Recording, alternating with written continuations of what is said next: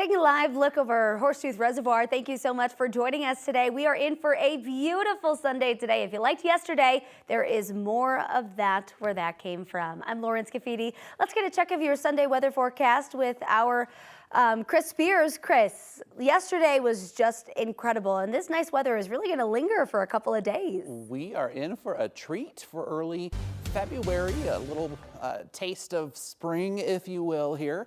We have partly sunny skies right now out there with 38 degrees at the airport. A lot of places above freezing this morning with a little wind in the atmosphere, even in the high country. I mean, these temperatures are just amazing. 37 in Eagle, 36 at Leadville, your 10,000 feet. Gunnison, usually that valley falls below zero at night this time of the year. You are 19 degrees and loving it. 40 over in Akron. We have a little bit of cloud cover out there this morning and still a little bit of snow shower activity basically along the Continental Divide here. It's light and it's on its way out. With each passing hour, we should see the activity decrease. Today's weather story kind of converts over to a wind story. We have some high winds that may develop along the Front Range ridge tops and higher foothills, and some of that will spill into our western suburbs. So we have a high wind warning that will start just before noon and go through about 5 o'clock tomorrow morning. Some of these gusts could be 75 to 90 miles per hour. 60s and even 70s on the eastern plains today, 40s and 50s in the high country, 50s and 60s out west. This map is more like something we would see in April across Colorado. So your headlines for today, it is all about the high wind, the ending snow, and the warm and dry conditions. We'll take a look at what to expect for the week ahead in just a bit. Thank you so much, Chris. Developing right now, Colorado State Patrol needs your help with information on a deadly crash that happened Saturday evening. Officials say the crash happened in the area of West Bellevue Avenue and South Sims Street in Littleton around 6 last night. They say a car went off the road and into someone's backyard. One person died, but it's unclear if that person was the driver of the car or a pedestrian. If you know any information on this crash, you're asked to call CSP. Their number is at the bottom of your screen. You can see it right there. It's 303-239-4501. In Denver, police are investigating a deadly crash on North Tower Road and Pena Boulevard. Officials say 2 cars were involved. 4 people were taken to the hospital. 1 person died from their injuries. It's unclear how the rest are doing this morning. President Trump is making good on his promise to investigate law enforcement who refuse to work with federal agents as his new administration cracks down on immigration. Right now, the Justice Department is investigating a sheriff in upstate New York who refused to keep an undocumented immigrant in custody after he pleaded guilty to assault. Across the country, communities are nervous about when or where immigration raids may happen. Here in Colorado this weekend, hundreds of people marched in Greeley to protest federal immigration policies. The protest happened on Saturday at the Weld County Courthouse, then wove through downtown. Greeley was home to one of the largest ICE raids in state history when more than 250 people were arrested at a JBS plant in 2006. Many in the crowd yesterday have family members in the country without proper documentation. They say this was a chance to show their support for them. I had a lot of anxiety just because me and my mom are very close, and just the thought of somebody taking her away from me is really horrible. Right now we as a family are very united, and we're doing everything we can to protect my mom and my sister to stay here with us for the 24 years that they've currently been here with us. Yesterday's protest followed similar ones held in Aurora last week. In response to national reports of potential ICE crackdowns in Denver and Aurora, some state and local leaders are warning people to be vigilant and informed about their constitutional rights. In an email sent this week, Denver City Council member Sarah Parody warned about potential ICE raids, and other local leaders like Democratic State Senator Julie Gonzalez are offering guidance to help people get ready just in case. She says, make sure to ask for a warrant signed by a judge.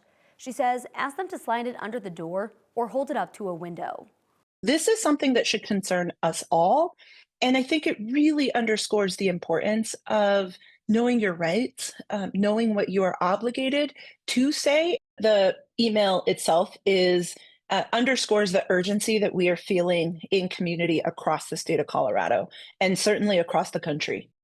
More resources and information can be found under this story on our website, 9news.com. New this morning, flights all across the U.S. could experience residual delays this morning as the FAA works to restore a critical warning system that experienced an outage Saturday night. That's according to Transportation Secretary Sean Duffy. Duffy posted on X saying despite the outage, there is currently no impact on the national airspace system because it's a backup system that they have in place. The Notice to Air Missions, or NOTAM system, sends alerts to pilots that could affect the safety of their flights. That could include information about maybe lights being out on a certain runway or a tower near an airport not having the required safety lights working. The NOTAM system is separate from the air traffic control system that keeps planes safe at a safe distance from each other, and that's another critical tool for air safety. Taking a look at the current delays and cancellations, DIA is experiencing a handful of delays and only 2 cancellations. It's unclear if this is related to that system outage, so if you're flying out of DIA this morning, just make sure that you check your flight status ahead of time. Investigators continue to search for answers after a medical jet crashed into the heart of Philadelphia. Officials say all 6 people on the medical transportation plane died, including 2 crew members, 2 medical professionals, and a mother and daughter, all from Mexico. 1 person on the ground in a car was also killed, and 19 others were injured. The plane was operated by Jet Rescue Air Ambulance. It was set to fly to Missouri and then Mexico, carrying a young patient who was in the U.S. for a life-saving treatment, according to the company. Shortly after takeoff, the pilot of the Learjet 55 responded to air traffic control, but then communication from the crew went silent. 123.8, Mike Tango Sierra 056 Medevac. Thank you, good day. Medevac Med Service 056 Northeast Tower, you on frequency? Officials say the plane was only in the air for a minute before it crashed into a busy road at rush hour. The NTSB is leading the investigation into that crash. Right now, the agency is calling it an accident.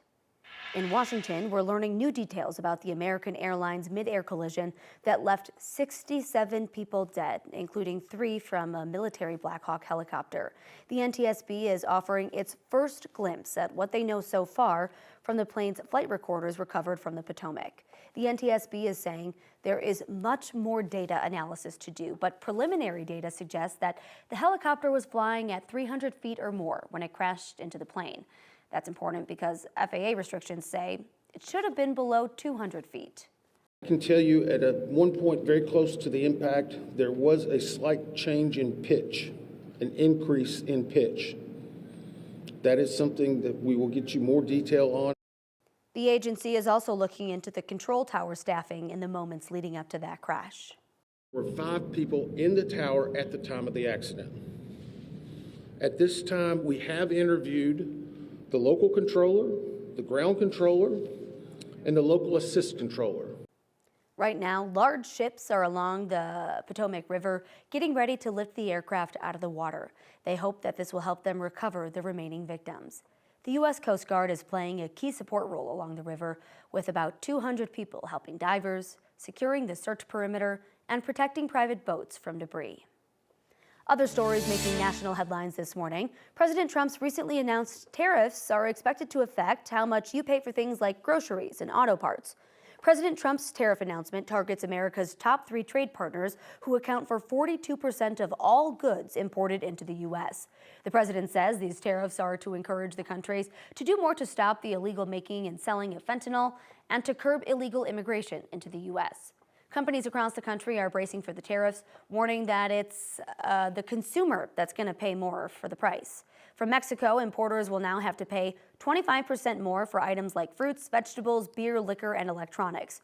From Canada, importers will pay 25% more for potatoes, grains, lumber, and steel. And from both countries, a big increase on pharmaceuticals and auto parts. This will also affect how much you shell out when checking out at the grocery store. So we could see upward pressure for meat prices, upward pressure for dairy prices. Those are the types of categories that directly hit consumers' wallets. President Trump is suggesting more tariffs are on the way, meaning those price increases that we just mentioned may just be the beginning.